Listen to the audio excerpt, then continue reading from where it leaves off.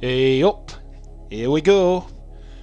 Unboxing the Royal Enfield Panniers for the 350 Classic Reborn. So I'm going to be fitting to my bike, and they're the old school style, if you like, military style panniers, and they really do look the dog's dangly bits. So in the kit you get some fairly comprehensive instructions from Hitchcocks, which is more than normally can be said for Royal Enfield's own instructions, because they're usually about the size of a postage stamp and you need an electron microscope to read them. But anyway, you can see me here unboxing the frames to attach to either side of the bike, and they are a heavy duty, very solid feeling piece of kit indeed. There's the one side fighting off the cling film, and there's t'other side, as we say in this neck of the woods. Top quality feel about those mounting frames. Right, so underneath that box we have the panniers themselves. And the first impression that you get when handling these is the quality of the material. It really has a quality, heavy duty, durable, purposeful feel to it. Come in black or olive. These obviously are the olive options. Come with a waterproof liner and the standard clip and roll top seal at the top there.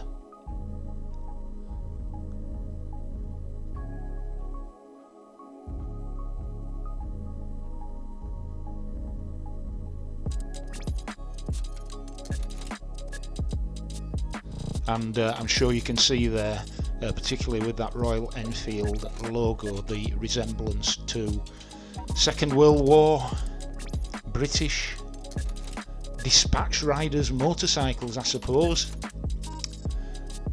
And that velcroed flap at the back there is what attaches the pannier to the frame.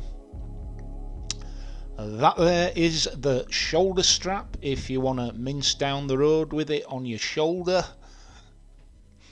Obviously take that off and stow it away before you ride the bike off. And there you go with that well established clasp roll top inner waterproof liner.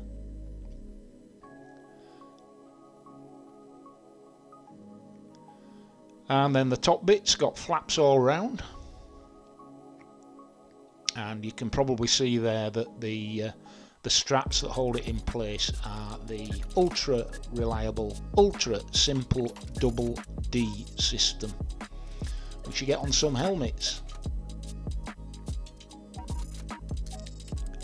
Very simple, very secure, not much to go wrong.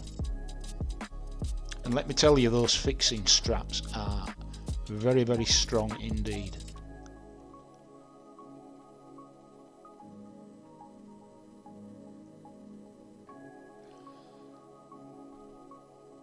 You might find to start with a little bit of effort's required to get the straps in.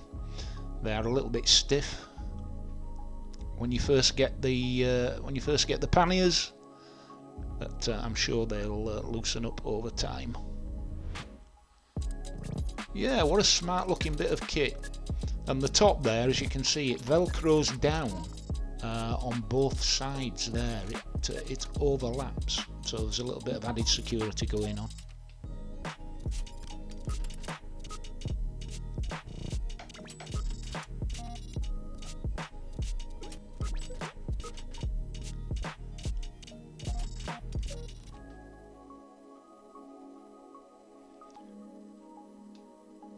And there you can see that velcro securing pad on the overlap at the side of the top cover. Same on the other side, and that's as secure as you're going to get from a soft pannier. So there we are, looks the part. Right, on to the fixing. First off, you need to remove the top shock absorber bolt. Note here, there is a locking nut behind it, which is very awkward to get to.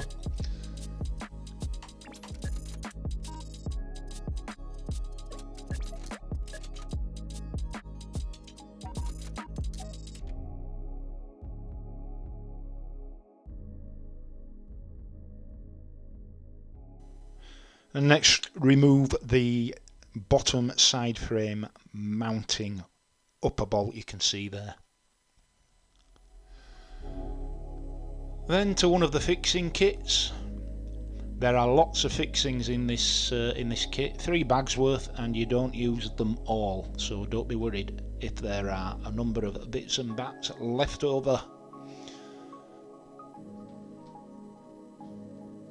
And now we need to use that little Allen bolt there to attach the extension bracket to the bottom of the side frame, as you can see, and that is threaded at that point, no retaining nut at the back. Now offer up the right hand frame, check the positioning, and at the top place the spacer behind the lug before using the supplied M10 bolt to re-secure the top of the mounting frame to the shock absorber mounting point.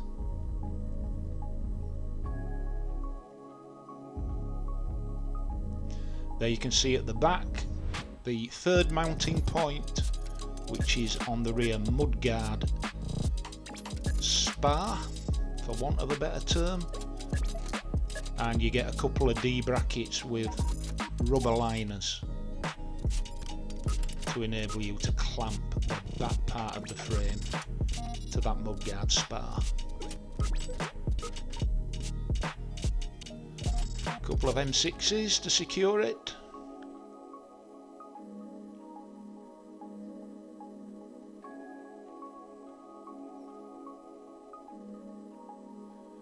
And that's a 10mm spanner.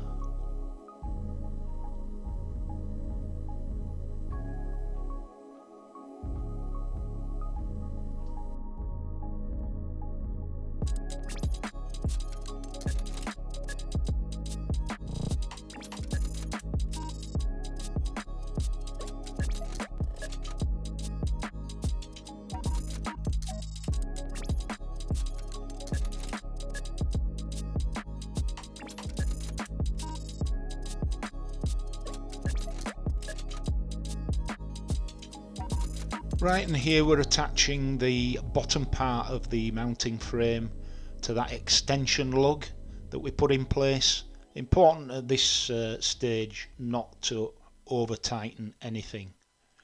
Everything needs just to be finger tight or even looser at this point. And then when you're satisfied it's in place, it's just a matter of going around all the fixing points and tightening up all the relevant bolts and nuts.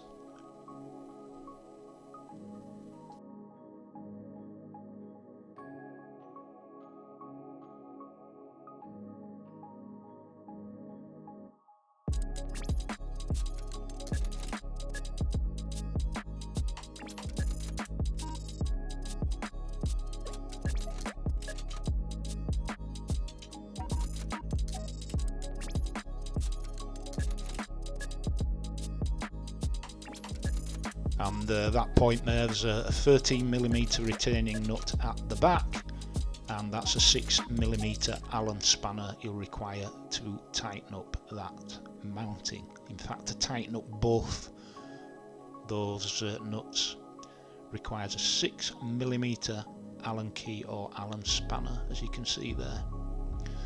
Then tightening up the rear mounting on the mudguard spar.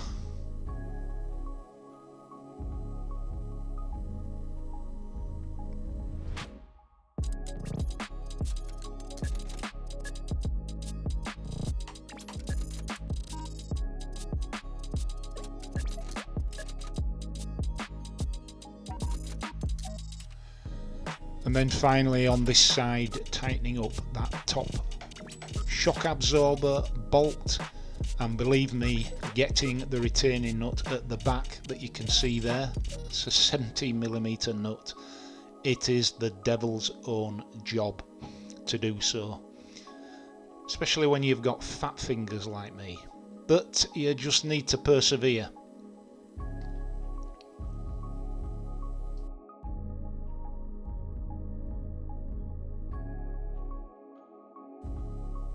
Okay, so let's slip the pannier on.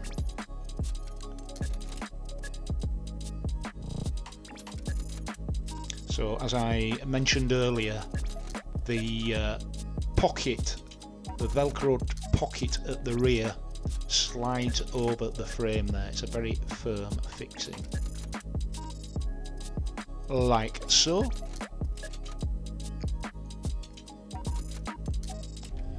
And then you will find at the bottom of either side of the pannier there is another velcro double D loop combination retaining strap. As you can see there, there's velcro just before the D-rings, and then there's the standard double D-ring locking system, very secure indeed. And there you can see the other side.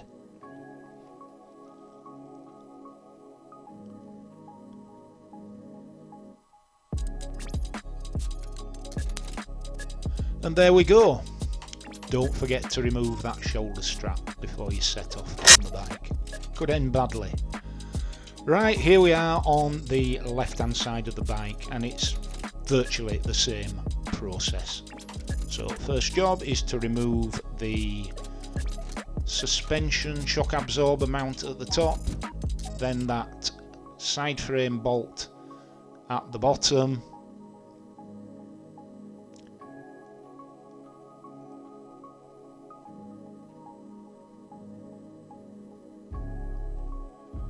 and then to attach the little extension bracket that you can see there.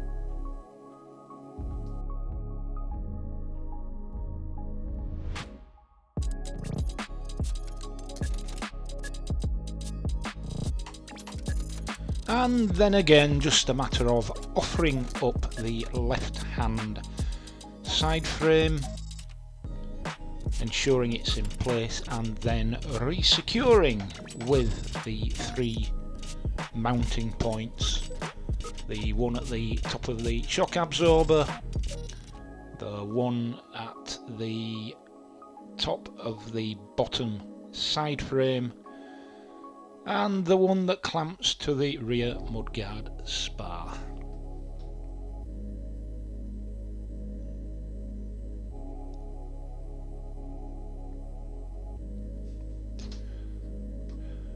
And again, you can see here that that rearmost mounting point, that a D-clamp, 2 rubber liners and 2 M6 screws are supplied for the purpose.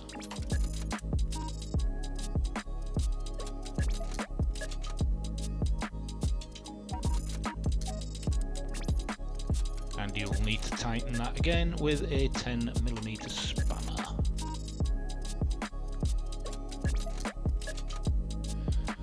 Here we are again, tightening up that retaining bolt at the top of the shock absorber with that very awkward 17mm locking nut at the back.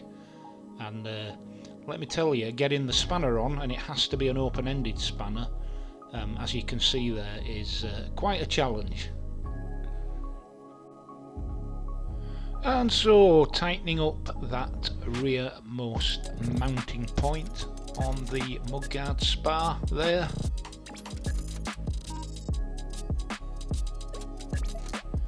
And time to affix the left hand pannier.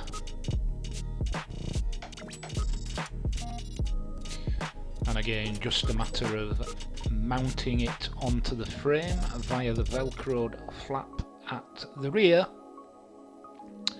and securing to the framework at the bottom using that double D-ring arrangement with the velcro patches.